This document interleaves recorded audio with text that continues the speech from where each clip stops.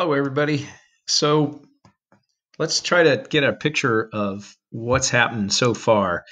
First, you went through and hopefully found out how a guy named Alfred Wegener said that the continents are drifting, and he was rejected for not providing a mechanism. But since that time, we've had a lot of evidence come through that shows that there are mid-ocean ridges, deep sea trenches, and paleomagnetic records in the rocks that support his theory. And so plate tectonics theory came out of that, and it basically said one kind of crust, a really heavy crust made of lava, basalt, is under the oceans, and another type of crust, which is a lighter weight continental granitic rock that's on the continents, that's the land masses.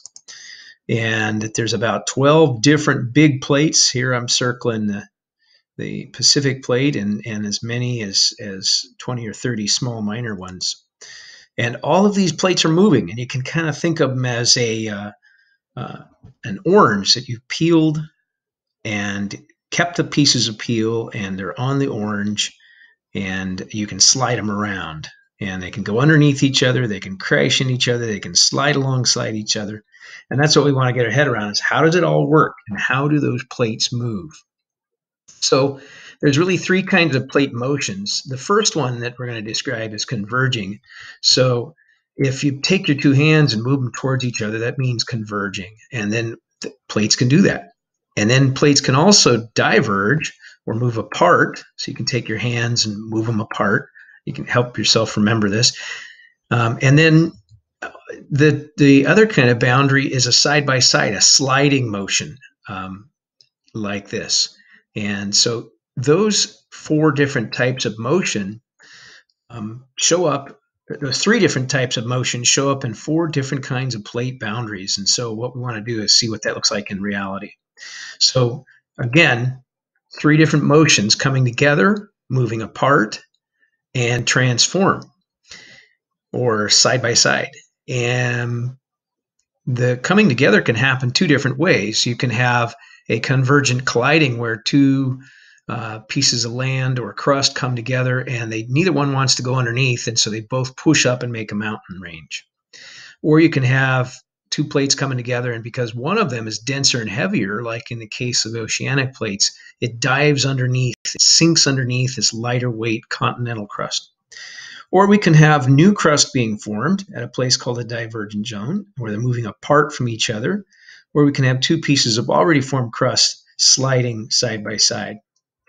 So let's take a look at them one at a time. This is a really kind of neat image showing the middle of the Atlantic Ocean in the North Atlantic. And what we're seeing there, that green spot, is Iceland.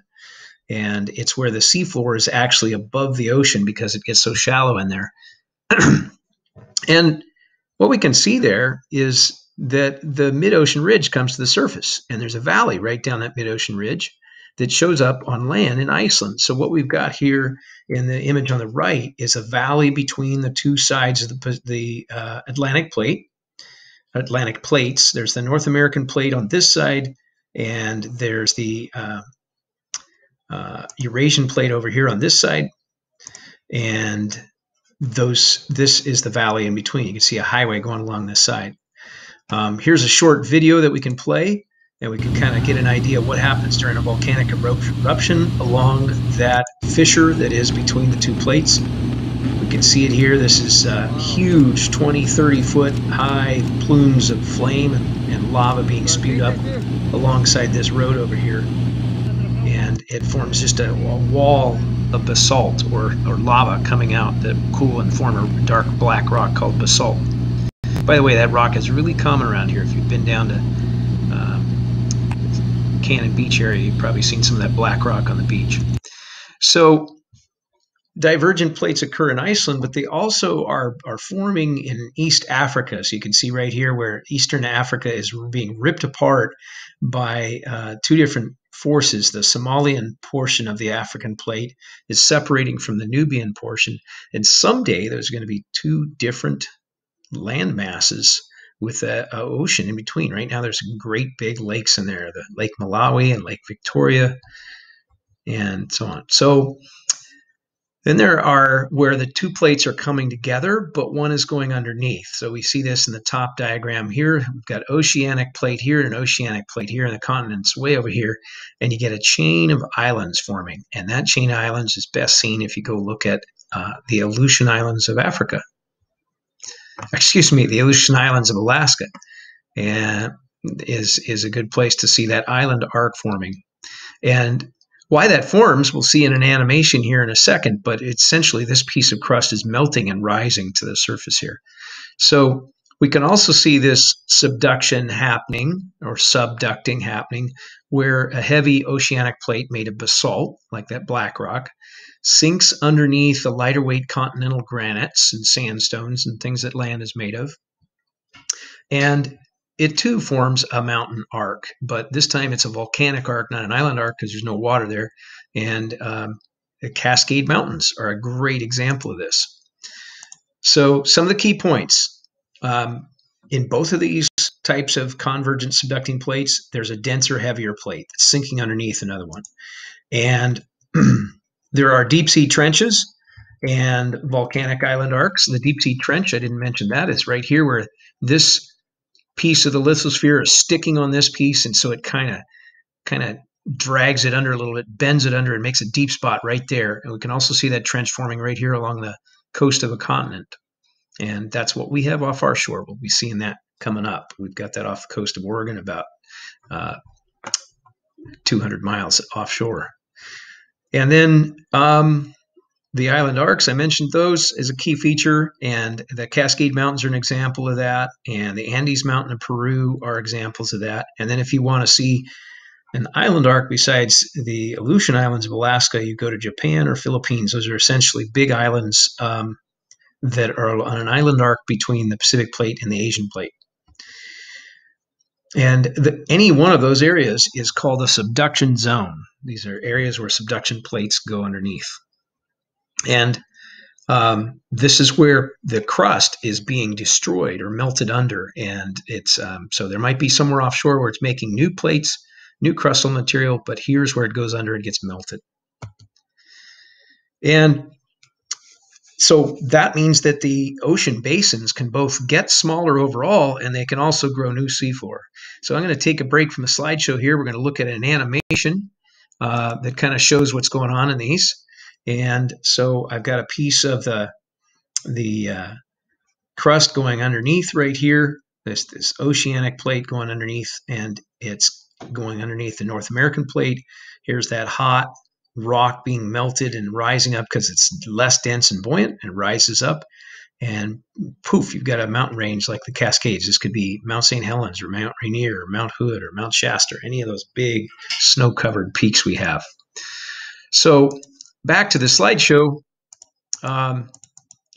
Let's go see what's on the next slide. So the next one is where two plates are coming together and they're colliding. Neither one is dense enough to sink, and one of them might go slightly underneath, but essentially the net force is upwards from these two pieces of crust crashing into each other, and you get a very big mountain range. And the Himalayan mountains are a great example of this.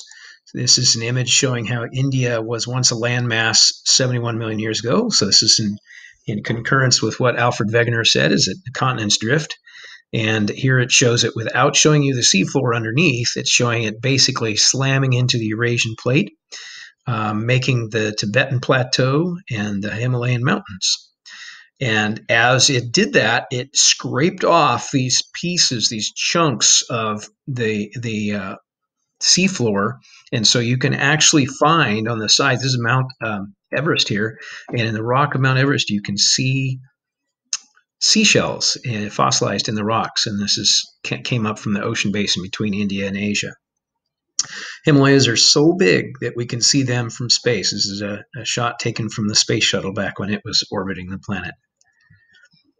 So there's also transform plate boundaries, and the most famous one of these is the one that's off of southwestern U.S. here in California, and it's where two plates, remember the hand motions, are sliding in opposite directions side by side, scraping along each other, and since they can stick, and get caught, and a lot of pressure builds up, a lot of tension builds up, they suddenly slip. And so they call this a strike slip fault.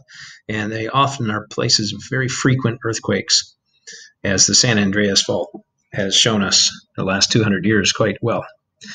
So here's a picture of a stream flowing out of the, I believe this is the Coast Range of California, and it's flowing out, and the San Andreas Fault is moving northwards in this direction and southwards in this direction, and you can see this offset right here. So the creek comes down and it goes like this, and takes a sharp left-hand corner and then sharp right-hand corner back again, and that's just not something that you see in nature. When you see a right angle like that, it has to have an explanation. So here's another diagram showing another place along the same fault, showing what's going on here, and you can see that because the plate on the right is sliding towards the camera and the plate on the left is sliding away from the camera, those creeks keep forming out of new drainage basins just upslope here. See, water runs off here and it carves a new channel and goes out, and it's been added to it. So they're all going out this one main stem. So it's pretty cool. You can see that from an airplane. So all three of the four kinds of plate boundaries are found in our part of the world. We've got divergent spreading zone right off our coast, where a place called about 200 miles off our coast, there's a place where two plates are moving apart. You can see these little arrows right here showing they're moving apart. And new crust is being formed here when hot lava comes up in between and forms that new plate, cools. And we saw that before with the magnetic anomalies, the stripes on the seafloor, where as the poles flip-flopped, it laid down those magnetic stripes on either side. Along this black line with the little triangles on it, we can see a subduction zone, and that's where this little piece of the oceanic plate called the Juan de Fuca plate is subducting underneath the North American plate, like in this diagram right here, and it's being melted underneath and making the Cascades Mountains. And then, like we just saw, here's a transform boundary where the San Andreas Fault is, and we've got the Los Angeles is essentially sliding to the northwest, and eventually this strip of land will be an island, probably offshore if it doesn't go under, separate from the North American continent, while the North American continent is creeping along to the southeast. Here's another diagram to kind of show that. The Juan de Fuca plate subducting underneath the North American plate, and here we are about 200 miles from that spreading zone, and then the subduction zone itself, where it goes under, is about 50 miles off our shore.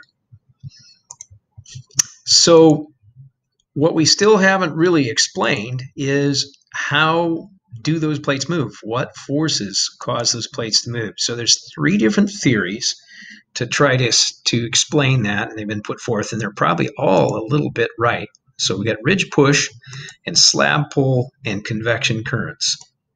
And so if you put all those together, it makes some sense. So first, let's look underneath the crust, and probably have heard this before, that we've got layers to the earth. We've got this crust out here, which is the outer crust and the lithosphere, the rock-like material underneath. And then we've got what's called the mantle, and then the outer core and the inner core. And this mantle region, the outer core is molten liquid, and the mantle region is sort of like clay. It's a semi-liquid substance. It's really hot rock is what it is, magma. And those different layers allow this tectonic plate theory to be true, because these pieces up here are floating on top. And a lot of this is known from the way earthquake waves travel through the crust. So here's another view. Here's continental crust sitting on top of oceanic crust, which is all on top of the mantle. The upper part is called the asthenosphere. You got layers underneath, but let's just focus on this part. So essentially, these plates are floating on liquid.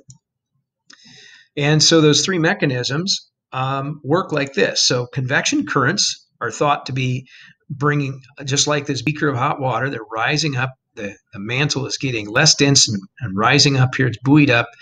And when it hits that mid-ocean ridge, it turns and goes outwards this way and outwards that way, creating a circular pattern like wax on, wax off. And that creates a friction right here underneath the slab, which is dragging the entire gray slab here of oceanic crust over to the side of the basin. And the same thing's happening over here. So because that rock is rising up as magma right here and pushing, we call that ridge push, so it kind of tilts it up. So then it doesn't show it in this diagram, but that whole plate is slightly tilted towards the outside edges, which means it's a slope. So this piece can now slide down the slope towards this subduction zone. And then slab pull is describing the fact that the rock out here at this end of the slab is dense and cool and therefore very heavy and sinks. And as it sinks, it pulls the rest of the slab with it down under. So here's a nice image that kind of shows you almost all of these features we just talked about without any labels, and perhaps you can kind of identify these mid-ocean ridges going down in these zones in these areas here. And you can see the deep ocean trenches right next to the continents in these areas. And it happens on other planets too.